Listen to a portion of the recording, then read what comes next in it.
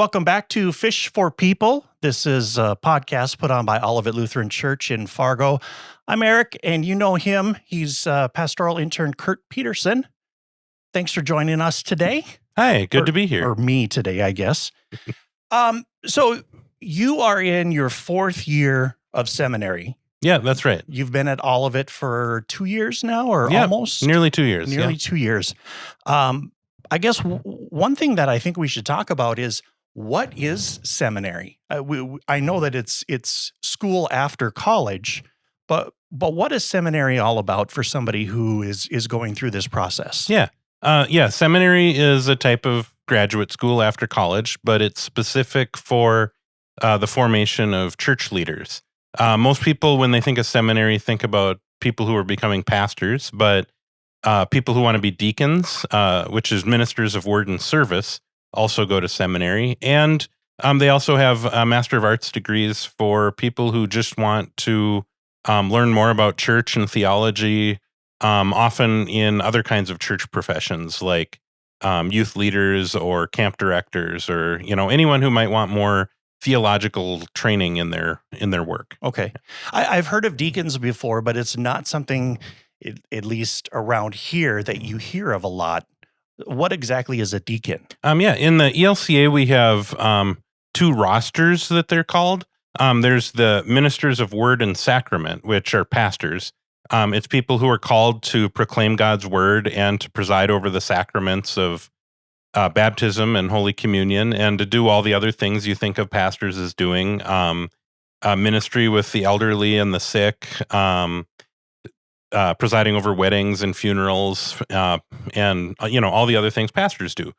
Deacons are a different type of ministry. It's called ministry of word and service, and what they have in common with pastors is that they're also called to proclaim God's word in the world. Mm-hmm. But the difference is the service rather than sacrament means that a deacon is called to more be doing God's work out in the world, and the call of a deacon can look a lot more varied.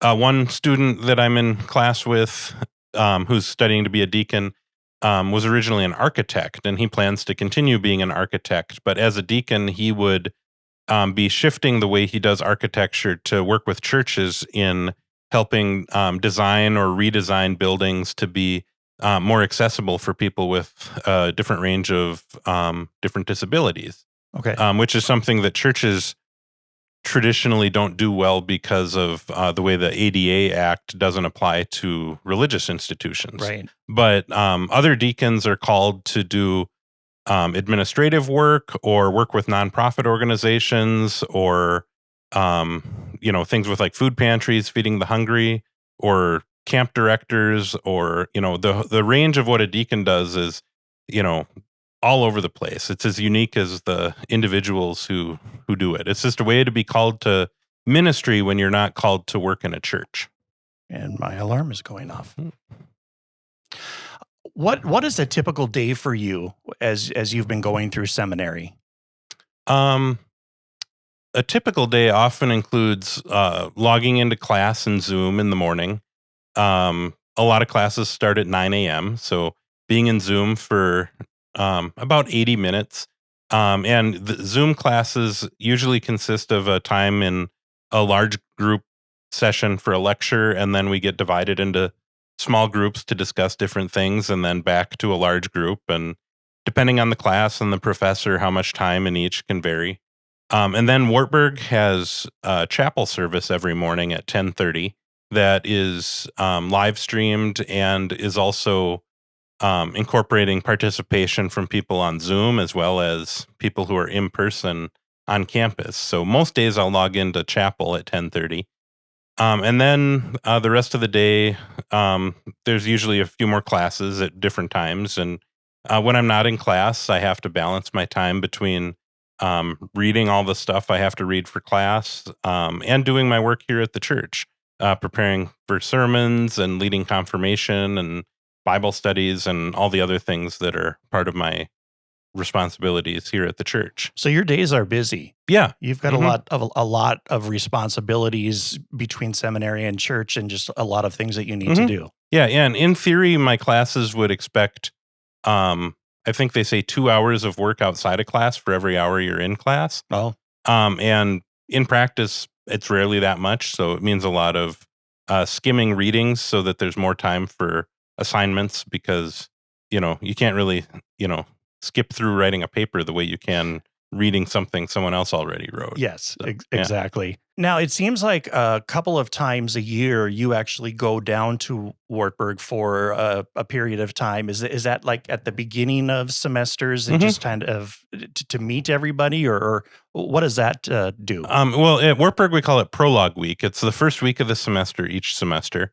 And it's a time where we build community. So there's lots of activities that involve spending time with the people in the same year as you, the people on the same track as you, the people who are in certain classes with you. The classes also meet so that you can learn to what the rhythms of the semester are going to be like and what the course objectives are, get to know your professors. But the focus of the week is really on building community. There's time spent with like this year I'm a final year student. So we had the most recent week I was down there, we had a evening where all the final year students gathered for a meal and some fellowship time together. And we ended up singing some karaoke and having a great time.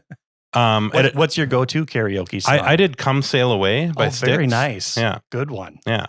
And then I couldn't quite hit the high note, and then I found out later they could have pitched it down a step, and that would have really helped me. But a different time during the week, we had a gathering with all the collaborative learning students. The program I'm in is called Collaborative Learning, which has me at seminary for 4 years of class and serving in a church for the entire time. So, as I think a lot of people know, I was at Glendon Lutheran for 2 years at the start of seminary, and then I came here to Olivet for my internship and to finish out my time in seminary. Some of my classmates are on more traditional tracks where they have 2 years of class, a 1-year internship without class, and then a final year of class before they can finish their degree and go out and serve a church.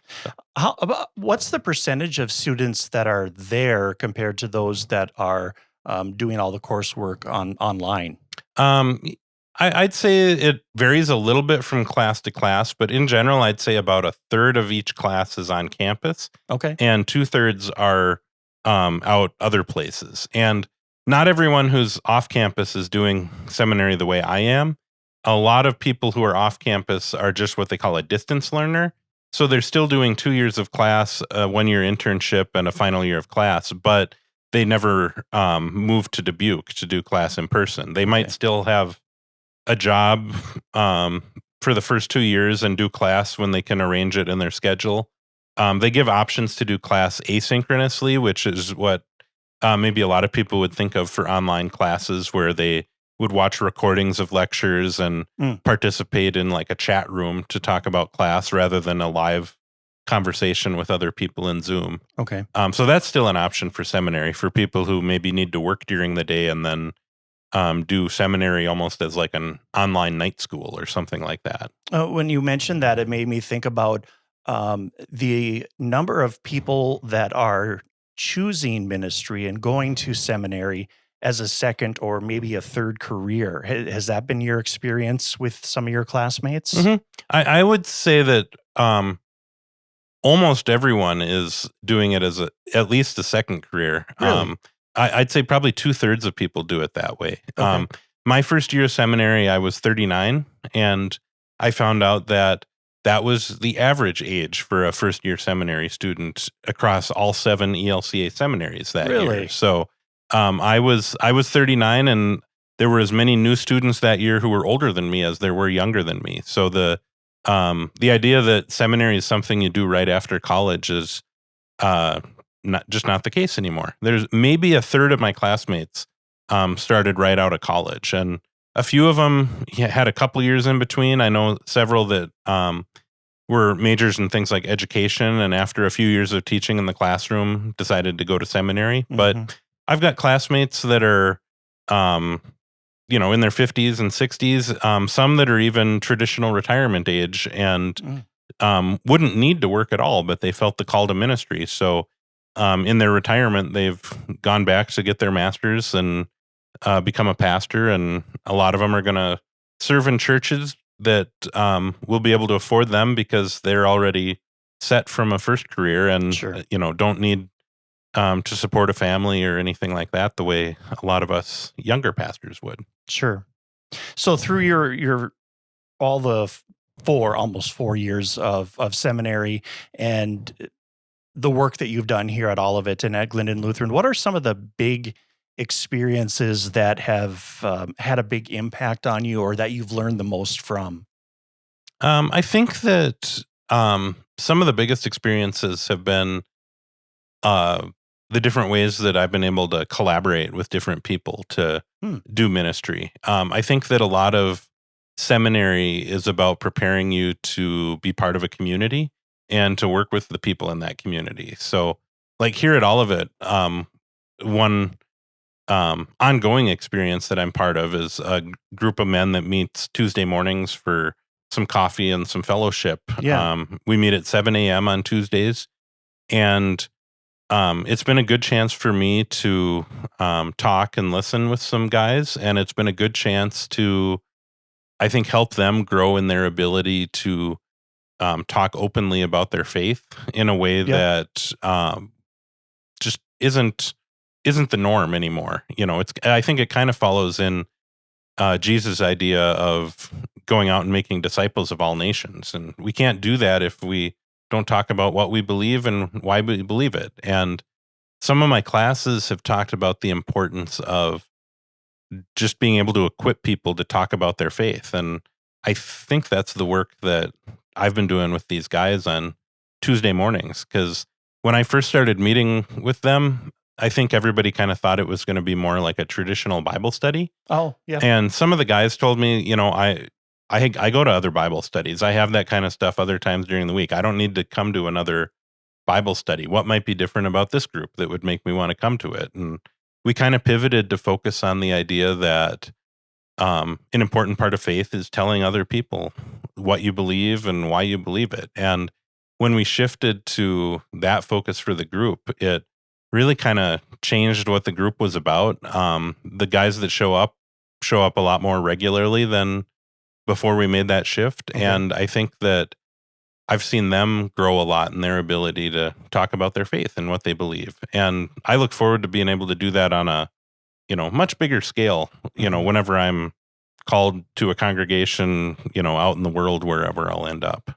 So what is next for you as you wrap up this seminary? What are things that are going on behind the scenes to move into the next chapter? hmm yeah. Throughout seminary, you go through a process called candidacy, where you're working with your local synod. In my case, the Northwest Minnesota Synod, Mhm. because before seminary, I was a member of Dilworth Lutheran, which is in Northwest Minnesota. So throughout all that process, there have been several times where I had essays to write and interviews with people at the synod. And I'm at the point now where I've been officially assigned to Northwest Minnesota for my first call. Okay. And they've started to look at what congregations have openings for a pastor and share some of those with me if they think they might be a good fit. And I'm able to give feedback on what I think about them. And Mhm. I haven't had a chance to sit down and talk to any congregations yet, but that'll probably be coming fairly soon. And hopefully through the process, we'll be able to find a place that will be a good fit for my gifts and talents, that will also be a good fit for my family, and somewhere where I'll be, what they need in a leader. Yeah. Yeah. Speaking of family, little Zeke running around.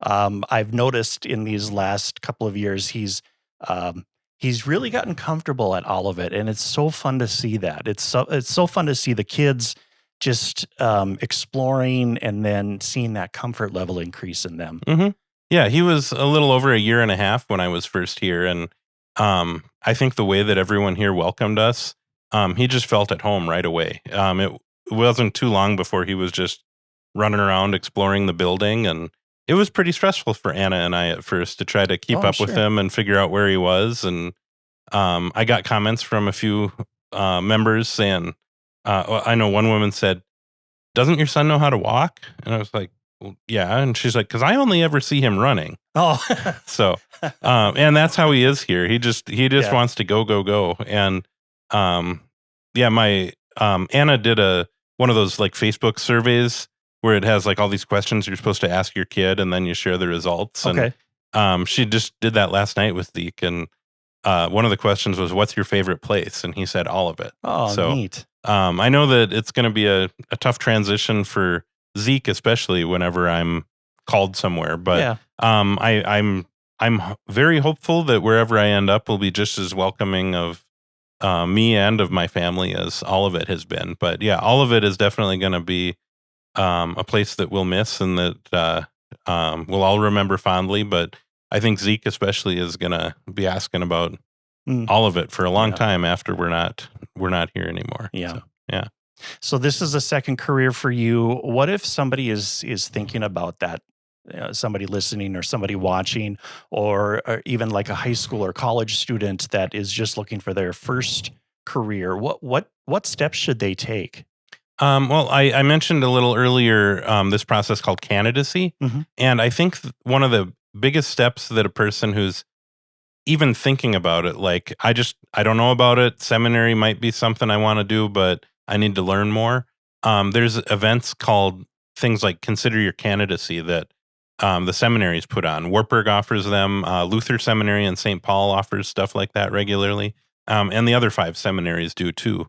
In addition to that, our synod offices in eastern North Dakota and in northwest Minnesota both have events from time to time for people who want to know more about seminary. But I think the easiest way to find out more about both seminary and all the different processes you go through, um, even to get to the point of going to seminary, would to either be call the synod office and talk to the assistant to the bishop that handles candidacy and call process, Hmm. or to just contact the admissions office at one of the seminaries. Okay. Luther in St. Paul and Wartburg down in Dubuque, where I go, both have great admissions departments. I attended events on both campuses when I was trying to figure out where I was going to go to seminary. And once I visited, it was really clear that Wartburg was the right fit for me. Hmm. But at the same time, I also could see the advantages of Luther and why Oh, sure. so many of the pastors around here go to Luther, even though geographically it's the closest, but it has a lot going for it too. So Yeah.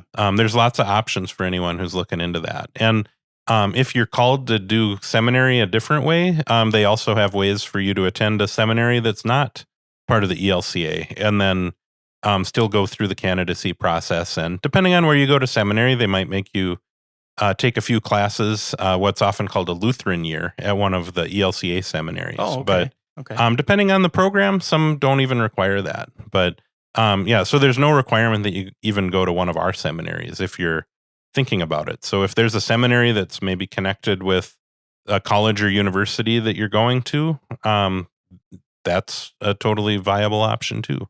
And again, seminary is not just for ordained pastors. There's Hmm. other courses that you can take and other degrees that you can get through Yep, seminary. yep.